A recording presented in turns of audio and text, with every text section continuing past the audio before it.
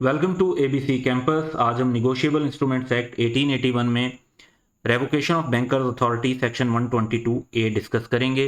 Basically ये वो situations हैं जहां पर एक बैंकर को चेक की पेमेंट रिफ्यूज़ कर देनी चाहिए लाजमी तौर पर। तो लॉ की वर्डिंग ये है कि duty and authority of a banker to pay a cheque drawn on him by his customer are determined by, यानी कि उसकी जो ड्यूटी और अथॉरिटी है वो इन तीन चीज़ों से अफेक्ट हो जाती है। और वो क्या है? काउंटरमेंड ऑफ पेमेंट, यानी जहां पे कस्टमर ने किसी चेक की पेमेंट के बारे में इंटीमेशन दी हो कि इसको ना करें पेमेंट, या बैंक को इंफॉर्मेशन रिसीव हो कि कस्टमर की डेथ हो गई है, या बैंक को ये इंफॉर्मेशन रिसीव हो कि जो कस्टमर है उसकी एडजुडिकेशन एज एन इंसॉल्वेंट हो गई है, यानी कस्टमर की बैंकरप्सी अदालत के थ्रू डिक्लेयर हो चुकी है, कोर्ट के थ्रू। तो इन सिचुएशंस में एक बैंकर को पेमेंट नहीं करनी चाहिए। हम इसे एग्जाम्पल से डिस्कस करते हैं। Anam drawn a bearer cheque on her banker but lost it before encashment. अब बेयर चेक है तो इसका मतलब है कोई भी जाकर पेमेंट उसकी ले सकता है, और वो चेक गुम हो गया तो मसले की बात तो है। तो she inform the banker immediately the cheque number and detail. मकसद ये था बताने का ऑब्वियसली कि भाई इस चेक की पेमेंट नहीं करनी चाहिए। उसने बताया कि भाई ये चेक था, ये नंबर था, उसकी ये डिटेल्स थी, और वो चेक गुम हो गया। तो someone found that bearer cheque and demanding the payment.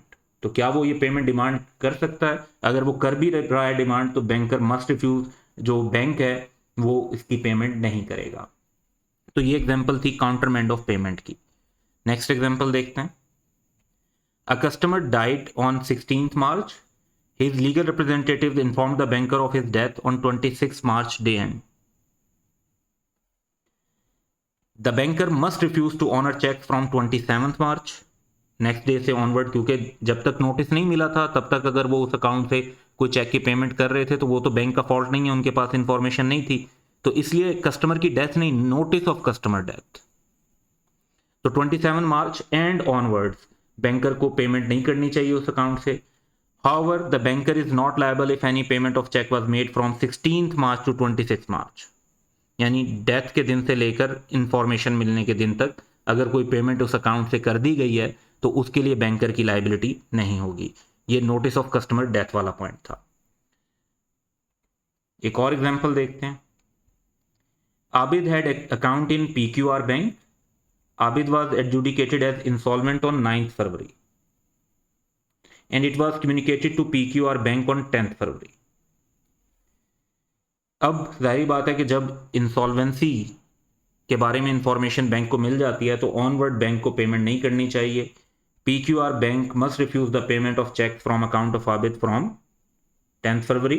तो ये तीन सिचुएशन इस जगह पे मेंशन है, लेकिन अक्सर एग्जाम में ये क्वेश्चन आ जाता है, जैसे इस वीडियो का टाइटल है कि when banker must refuse payment of a cheque. तो उसमें तीन पॉइंट्स तो ये आ गए, 1, 2, 3, और एक फोर्थ पॉइंट भी लॉ के अंदर मेंशन है सेक्शन 127 के अंदर कि banker must also refuse the payment of cheque cross specially more than once. तो ये एक अलग सेक्शन के अंदर मेंशन है, लेकिन ये फिर टोटल 4 पॉइंट्स बन जाते हैं जो हमें मेंशन करने चाहिए अपने आंसर के अंदर। That's all for today. Have a good day.